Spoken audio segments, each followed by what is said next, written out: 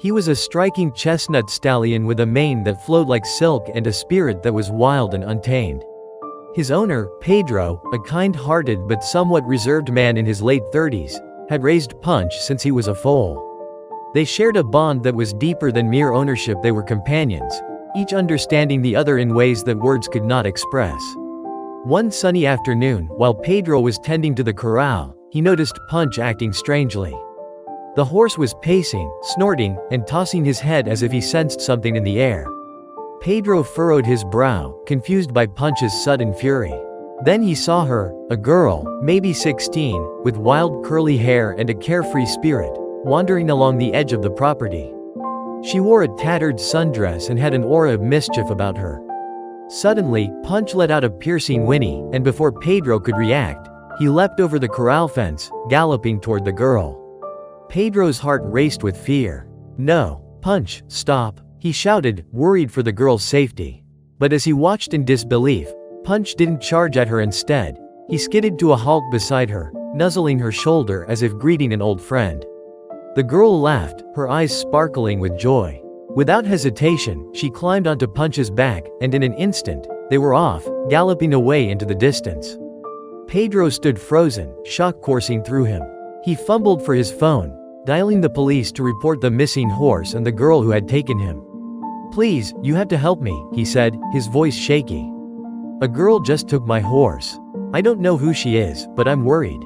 The police assured him they would initiate a search, but as he hung up, a sinking feeling settled in his stomach. Who was this girl, and why did Punch react so fiercely to her?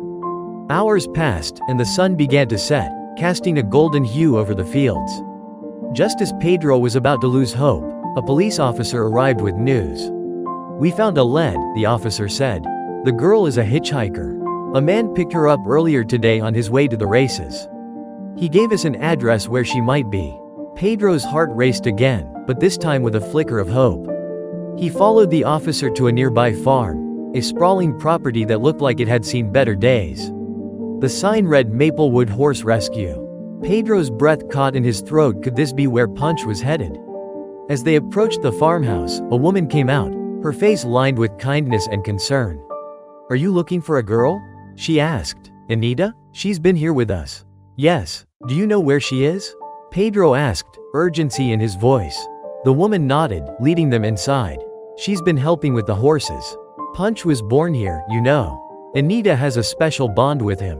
Pedro's heart sank. Punch was born here? The pieces began to click together. The woman continued. "Anita used to visit him all the time.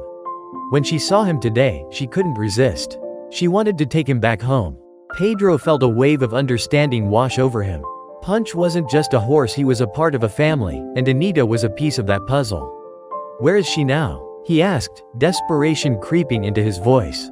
The woman led him to a large barn filled with hay and the soft sounds of horses.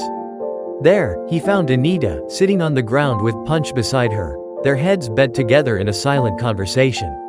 She looked up as Pedro approached, her expression shifting from surprise to guilt.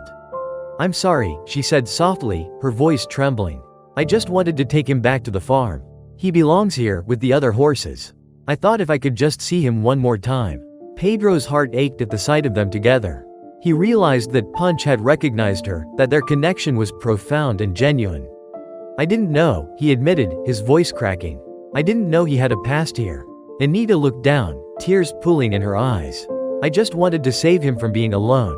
Pedro took a deep breath, feeling the weight of the situation. He could have pressed charges, could have made a scene, but instead, he felt a strange sense of peace. "I understand," he said, his voice steadying. "He belongs to both of us in different ways. I won't sue. You can visit him whenever you want."